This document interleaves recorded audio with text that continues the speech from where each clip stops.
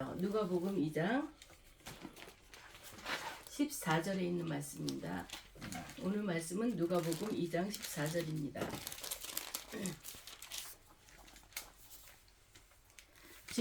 지극히 높은 곳에서는 하나님께 영광이요 땅에서는 하나님이 기뻐하신 사람들 중에 평화로라 하니라. 아멘. 내일이 크리스마스인데 내일 예배를 드리지 못할 것 같아서 오늘 크리스마스 예배를 대신해서 오늘 은혜를 나눠보기로 하겠습니다. 크리스마스 하면은 어느 인터넷에서 이런 설문조사를 한 적이 있답니다. 크리스마스 하면은 제일 먼저 생각나는 게 무엇일까? 그런 설문조사를 했는데 뭐 여러 가지 말들이 다 많이 나왔겠죠. 근데 3위는 크리스마스 캐럴, 2위는 크리스마스 트리, 1위는 화이트 크리스마스라고 얘기를 했다는 거예요. 그러면 이 얘기를 했다는 거는 크리스마스가 무슨 날인지를 모르는 거예요. 크리스마스는 예수님이 탄생하신 그날을 기념하기 위해서 우리가 크리스마스라고 정해놓은 거예요. 뭐 여러 가지 문헌을 보면은 12월 25일 날 크리스마스를 정한 것이 그때 태양신을 섬기는 자들을 그걸 막기 위해서 태양신 그 태양절을 없애고 거기다 크리스마스를 대체했다 이런 속설도 있어요. 그렇지만 어쨌든 간에 크리스마스는 전 세계적으로 예수님의 탄생을 우리가 기뻐하며 그거를 축하하기 위해서 만드는 날이고 그렇게 활동을 해야 되는 날입니다. 근데 지금 크리스마스가 너무 변질이 됐어요. 우리는 크리스마스 하면은 지극히 높은 곳에서는 하나님의 영광이고 땅에 있는 우리에게는 평화라고 얘기를 했습니다. 근데 지금 크리스마스 자기들하고 상관도 없어요. 예수님의 탄생을 우리가 축하하기 위해서 우리는 이 날을 지키는 건데 모여서 술 먹고 또 모여서 무슨 자기네들이 기쁨을 창조해내고 진짜 크리스마스 하면 예수 안 믿는 사람이 더 좋아요. 좋아할 사람은 예수 믿는 사람들이 예수님께서 이 땅에 오신 거를 너무 감사하고 기뻐해야 되는데 너무 변질이 됐어요. 보면 크리스마스 때 뭐 선물할 거야? 이게 우선 나오는 거예요. 우리도 그렇게 살았어요. 그렇지만 우리가 올해부터는 크리스마스 선물을 애들한테 안 하기로 했어요. 차라리 애들한테 선물을 하고 싶으면 신년 초라든지 연말이든지 너네들 1년 동안도 건강하게 잘 자라줘서 고마워. 이걸로 대신할까? 둘이 생각을 했습니다. 몰랐을 때는 그렇지만 크리스마스 어떻게 생각하면 예수님이 오신 날이니까 기쁘니까 우리 애들한테도 선물하고 근데 애들이 대상자는 아니잖아요. 예수님이 대상이잖아. 생일을 맞는 분은. 근데 우리는 이게 많이 변질되어 있다는 것을 우리가 알 수 있습니다. 그리고 우리가 생각을 할 때 크리스마스 외국에서 벌써 그러죠. 우리나라도 그래요. 홀리데이 이거 휴일이 아니거든요. 예수님 생신이에요. 돌아가신 분 같으면 제사라고 얘기를 하겠는데 기일이라고 얘기하는데 예수님은 돌아가신 분이 아니고 돌아가셨다 부활하신 분이거든요. 그 생신으로 우리가 기념을 해야 되는 거고 그분이 이 땅에 오신 목적을 우리가 생각하면서 이 날을 기쁨 가운데 감사함 가운데 보내야 된다는 것입니다. 근데 지금 크리스마스의 의미를 다 모르고 많이 상실돼 가지고 그러고 있습니다. 어느 교회에서는 교회 내에서도 크리스마스 그거를 정말 의미를 모르고 거기다가 홀리데이라고 쓴 교회도 있었어요. 그래서 그 많은 교회들한테 지탄을 받기도 하고 그랬는데 우리는 크리스마스 의미를 똑바로 알고 전할 수 있어야 되겠습니다. 첫 번째 성찬절은 예수 그리스도께서 죄인을 위해서 이 땅에 오신 날이라는 걸 우리는 확실히 알아야 되겠습니다.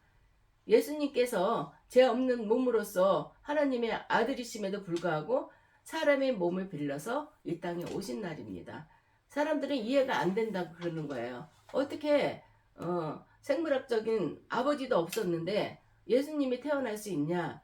그건 영적인 세계를 모르니까 그렇죠. 하나님은 무소불능하신 분이에요. 못하시는 일이 없어요. 하나님은 말씀으로 이 천지를 창조하셨다고 했잖아요.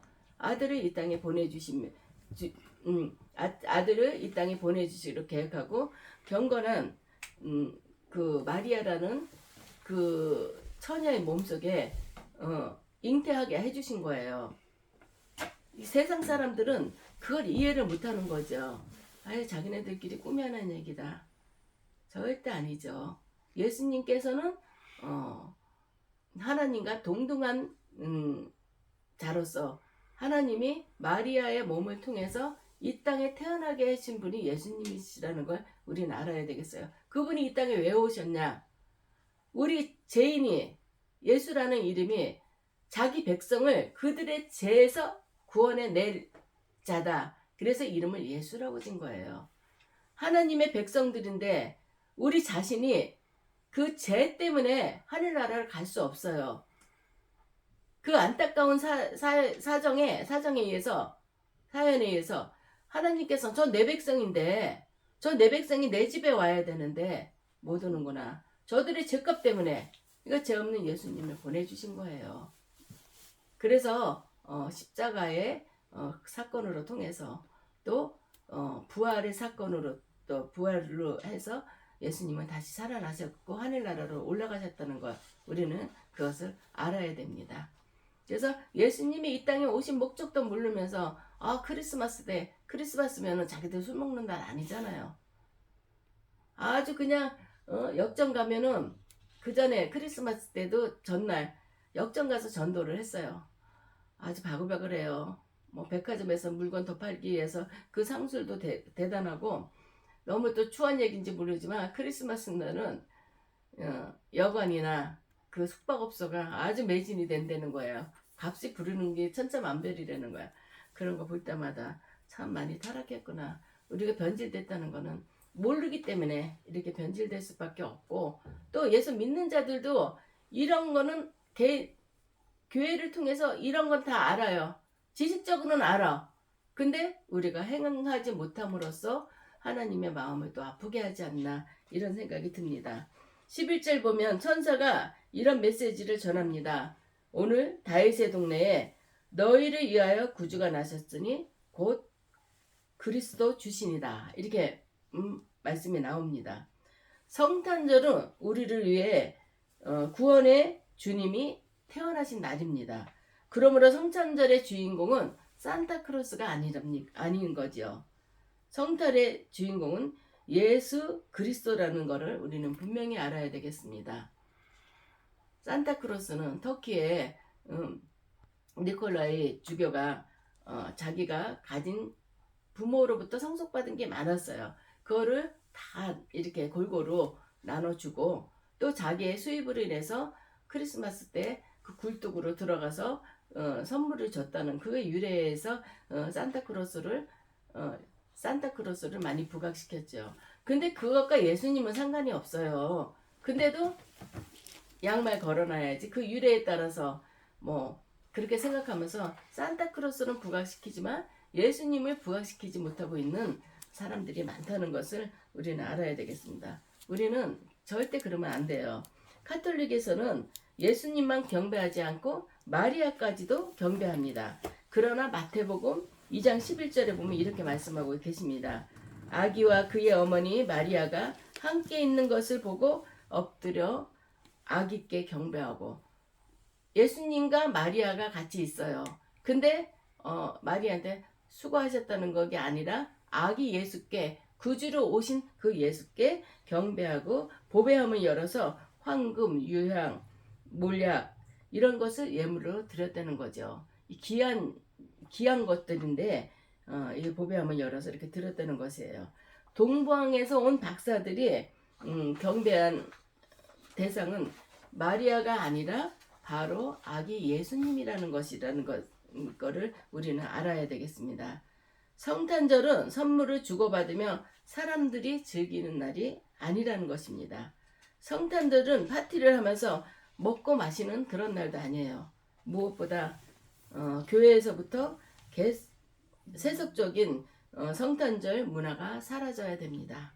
성탄절은 이 땅에 죄인의 구주로 오신 예수 그리스도를 경배하는 날입니다.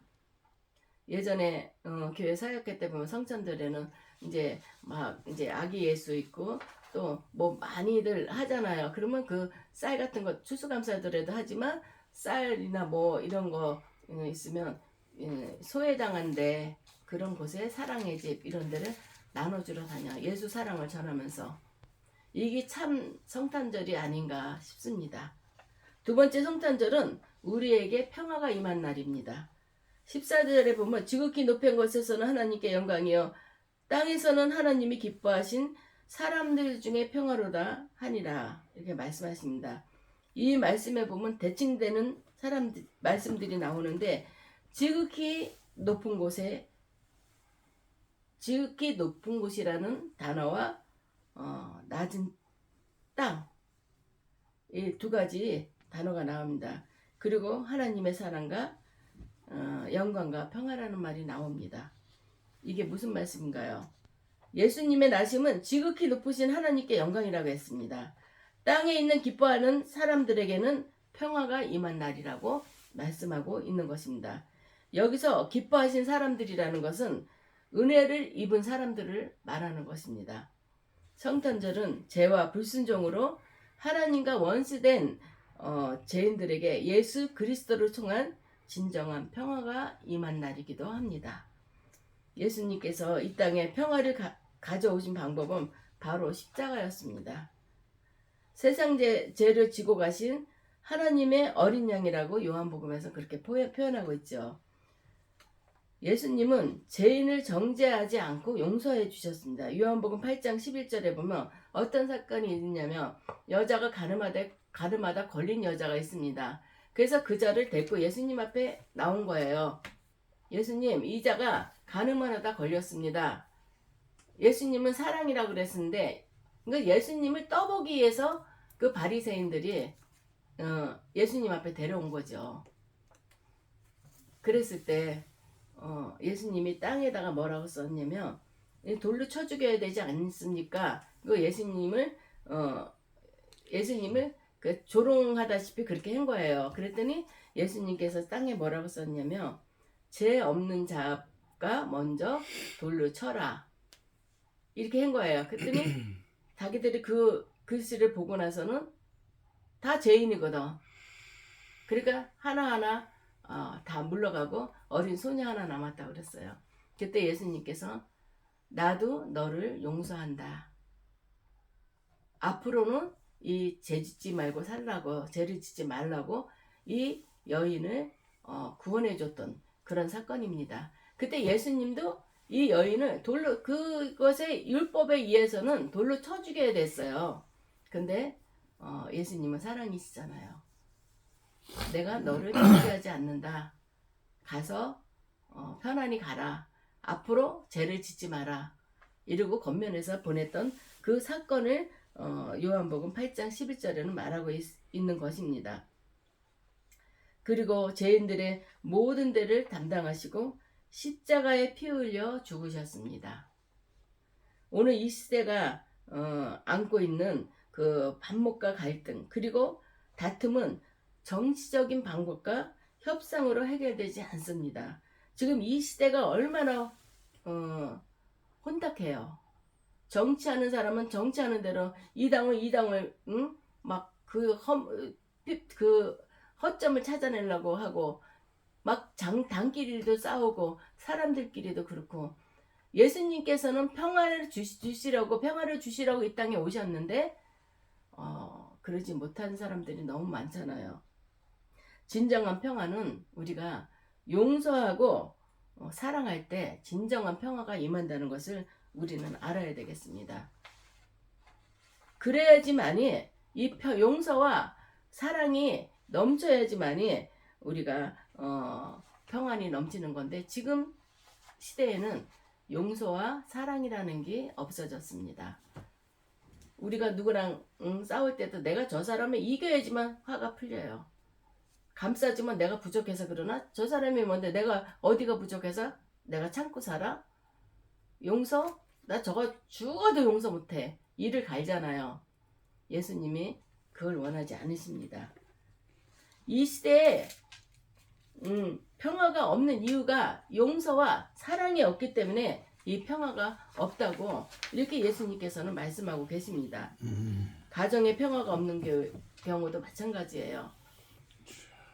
가정에서 용서하지 못할 일이 뭐가 있고 사랑하지 못할 일이 뭐가 있겠어요.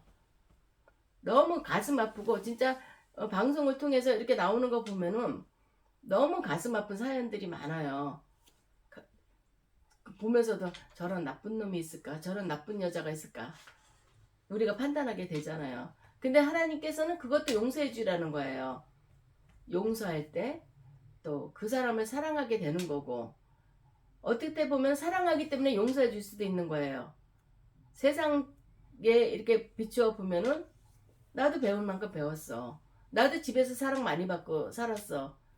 근데 배우자가 합당한 행동을, 배우자로서 합당한 행동을 못했을 때 정말 내가 이러고 살아? 이혼하면 깨끗한 걸? 이렇게 생각할 수 있어요. 그렇지만 사랑하기 때문에 헤어지면 더 가슴이 아픈 거예요. 그러니까 용서하고 사랑하고 참고 인내하며 가정을 온전히 이루어 나간다는 것입니다. 가정의 평화가 임하려면 서로 사랑하세요. 사랑이 먼저라고 생각합니다. 그러면 각자의 배우자도 어떤 일을 당하든지 저질렀다 하더라도 그것을 용서할 수 있을 겁니다. 그럴 때 그 가정은 평안이 임하는 것입니다. 우리가 가정의 평화나 교회의 평화 그리고 이 사회의 평화는 예수 그리스도의 십자가 사랑을 경험하신 우리 그리스도인들이 예수님처럼 내가 먼저 사랑하고 내가 먼저 용서해야 됩니다. 우리 복음성가에도 있잖아요. 내가 먼저 용서하지 못했고 내가 먼저 손 내밀지 못했고 이런 찬양이 있습니다. 우리는 내가 먼저입니다.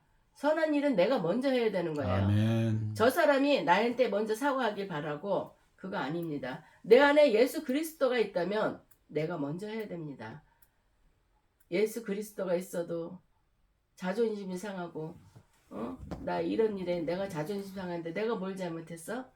내가 왜 그래야 돼? 그런 생각이 들 때도 많겠죠. 그렇지만 예수님이 내 안에 있기 때문에 나는 예수님의 은혜로 제사함 받아서 천국 백성이 됐습니다. 그러면 예수님의 은혜로 내가 한 것도 아무것도 없어요. 예수님은 십자가에 못 박혀 죽기까지 했는데 나는 내가 마음을 비고 용서만 하면 되는데 그걸 못한다는 거 쉬운 일 아니에요. 용서한다는 거. 그렇지만 예수님이 내려주신 지상 명령이기 때문에 우리는 해야 되는 것입니다. 예수님께서 십자가까지 지셨는데 그거를 생각한다면 우리가 가정에서 가정이라는 건 나라의 최소 단위잖아요. 정말 사랑하는 사람들끼리로 뭉쳐진 게 가정이란 말이에요. 근데 거기서 사랑하지 못하고 용서하지 못한다는 것은 예수님이 십자가 사건을 부인하는 행동이 아닌가 이런 생각이 들 때가 있습니다. 어느 교회에서 세례를 받게 된 여자 성도님이 세례를 받으면서 이런 간증을 하게 됐답니다. 이분은 예수님을 믿기 전에는 간염이라는 질병을 앓고 있었대요. 더 안타까운 사연은 남편이 아내를 돌보지 않고 사업에만 이제 몰입했다는 것입니다. 그거 보면서도 그런 생각이 들어요. 이게 남편만 또 잘못됐다고 봐야 되는 건가? 사업하는 사람도 사업을 하면서 병원에 돈이 한두 푼 드는 게 아니잖아요. 근데 어떤 걸로 남편이 사업에만 몰두하고 신경을 안 썼다고 그러는지는 모르겠어요.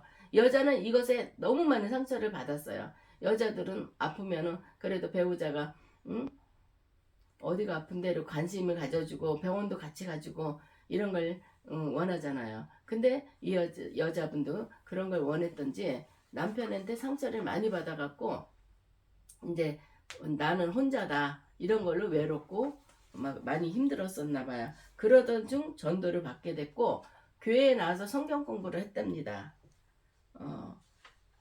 근데 성경 공부 도중에 예수님을 믿으면 예수님이 나의 죄를 용서하시고 나의 구주가 되시고 내 마음에 계신다는 말씀을 듣고 예수님을 믿게 됐다는 거예요.